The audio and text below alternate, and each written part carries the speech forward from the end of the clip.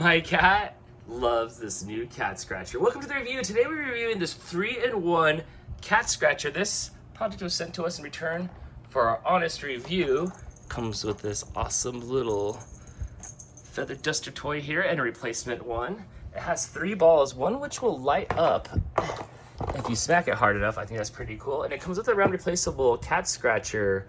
What I do like about this, it's nice and thick. It's way thicker and it looks better than it does in the photograph. I was very impressed when I pulled it out of the box. The cat scratcher itself, when I have the box ones, my cats let their back legs hang off of the scratcher, so it's always sliding around. This one you have to be fully on the scratcher, fully committed, if you will, to use it. Lando is a very big boy too. I would say he's like a medium large cat. And this is really, really big. Gremlin here is a straight medium cat. I don't know if, nope. Lando says he wasn't done scratching on it. It is not sliding at all, which I do appreciate.